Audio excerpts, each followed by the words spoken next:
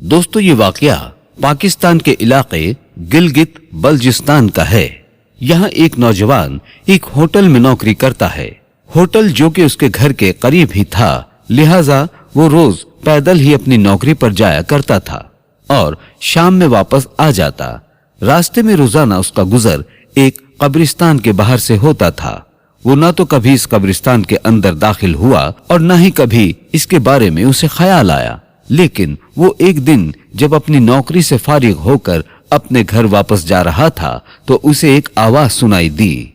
उस वक्त वो नौजवान कब्रिस्तान के बाहर से गुजर रहा था। ये आवाज साफ नहीं आ रही थी, लिहाजा उसने फैसला किया कि कब्रिस्तान में जाकर देखा जाए आखिर मामला क्या है, ये आवाज किसकी है और इस कब्रिस्तान में यानी खामोश शहर में कौन इतनी तेज आवाज में बोल रहा है।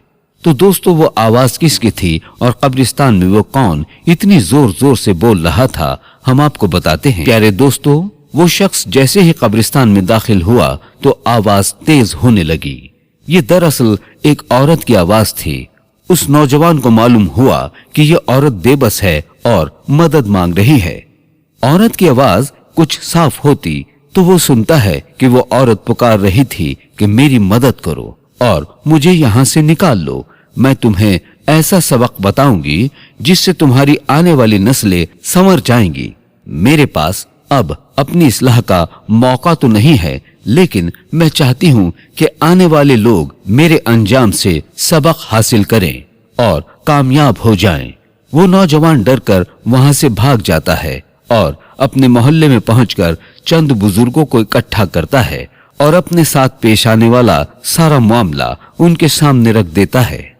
बुजुर्ग इस नौजवान के साथ कब्रिस्तान जाने का फैसला करते हैं और अब वो नौजवान 8 से 10 लोगों के साथ कब्रिस्तान में दाखिल होता है तो वो आवाज अभी भी सुनाई दे रही थी। लिहाजा वहां मौजूद बुजुर्ग और आलिम ये फैसला करते हैं कि हम इस औरत के पैगाम को एक बार जरूर सुनना चाहिए, इसलिए अब कब्र की खुदाई का काम शुरू किया जाए। इतने में 8 से 10 लोगों का हुजूम अब 35 से 40 लोगों के मजमे में बदल चुका था। जब कब्र की खुदाई पूरी होती है तो देखा गया वहां एक औरत बैठी है जो कहती है कोई मेरे घर जाओ, वहां से एक सूट ले आओ और उसके साथ कोई बड़ी चादर या दुपट्टा जरूर लाना। अगर मेरे घर का पता नहीं मालूम तो जाओ कोई शख्स अपने घर की किसी औरत के कपड़े ले आओ, लेकिन साथ में एक बड़ी चादर या दुपट्टा जरूर लेकर आना।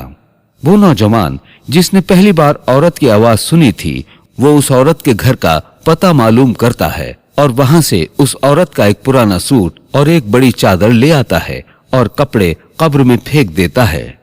औरत वो कपड़े पहनकर कब्र से बाहर आती है और अपने घर की तरफ दौड़ने लगती है। उधर वो लोग भी उस औरत के पीछे दौड़ने लगते हैं। औरत बार बार कहे जा रही थी तुम सब मेरे पीछे आते रहो। औरत अपने घर में दाखिल होकर कमरे की तरफ लपकती है और कमरे को अंदर से बंद कर लेती है। उधर लोगों की तादाद भी बढ़ने लगती है और सब लोग उसके घर के बाहर जमा हो जाते हैं। फिर औरत उन लोगों को घर के अंदर आने की इजाजत देती है और कहती है कि अंदर आ जाओ। आज मैं तुम सब लोगों को एक ऐसा सबक दूंगी जिससे तुम्हारी आने वाली नस्लें महफूज हो जाएंगी। कब्र से बाहर आना और ये पैगाम तुम लोगों तक पहुंचाना ही शायद मेरी बख्शिश का जरिया बन जाए। प्यारे दोस्तों, औरत ने जब अपनी चादर उतारी तो वहां मौजूद लोगों की तबीयत अचानक खराब होने लगती है और उन पर कपकपी तारी हो जाती है, क्योंकि वो एक ऐसा मंजर देखते हैं जो उन्होंने इससे पहले कभी नहीं देखा था। उस औरत के सर पर एक भी बाल मौजूद नहीं था। बाल तो दूर की बात है, यहाँ तक के सर की चमड़ी यानी खाल भी मौजूद नहीं थी। उस नौजवान ने सवाल किया तुम्हारे बालों के साथ क्या हुआ है? औरत ने जवाब दिया जब मैं जिंदा थी और अपने घर से बाहर निकलती थी तो अपने बालों को नंगा रखती थी, उनको चमकीला बनाती थी ताकि ज्यादा से ज्यादा आदमी मेरे बालों की तारीफ करें और मेरी खूबसूरती की तरफ मुतवज्जे हों। उस नौजवान ने फिर सवाल किया तुम्हारे होंठ कहाँ हैं? उस औरत ने जवाब दिया, मैं अपने होठों पर कुछ इस अंदाज से लिपस्टिक लगाया करती थी कि मर्द मेरे होठों की तारीफ करें और मेरी खूबसूरती पर रश्क करें और ये ख्वाहिश करें कि काश मैं उनकी बीवी होती। उस वक्त तमाम लोग बुरी तरह से डर चुके थे, क्योंकि ये तमाम मंजर बहुत ही ज्यादा खौफनाक और खतरनाक था और वो सब खौफजदा थे। सिर्फ पहली बार आवाज सुनने वाला नौजवान ही हिम्मत और हौसले के साथ इस औरत से बात कर रहा था। वो नौजवान गौर करता है कि इस औरत के पैरों की उंगलियों पर खाल और नाखून मौजूद नहीं हैं, जबकि उसके पांव मुकम्मल तौर पर सड़ गल चुके हैं। वो सवाल करता है, तुम्हारे पैरों के साथ क्या हुआ? औरत ने बड़ी तकलीफ से बताया कि जब मैं जवान थी तो गैर मर्दों की जानिब बढ़ते हुए मुझे कभी डर नहीं लगा। मैं इन्हीं पैरों से भाग भाग कर गैर मर्दों से मिलती थी।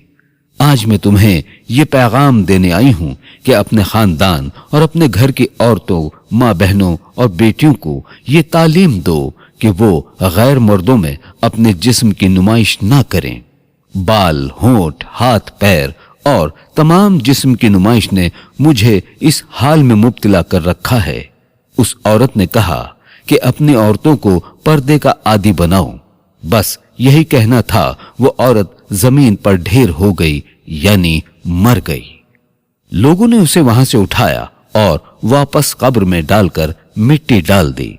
प्यारे दोस्तों, इस वीडियो में औरतों के लिए अहम पैगाम है कि वो पर्दे में रहें, लेकिन मर्द हजरात को चाहिए कि वो भी अपनी नजरें झुकाकर चलें। इस्लाम में औरतों के लिए पर्दे का हुक्म है, तो मर्दों को भी हुक्म दिया गया है कि वो अपनी नजरें झुकाकर चलें।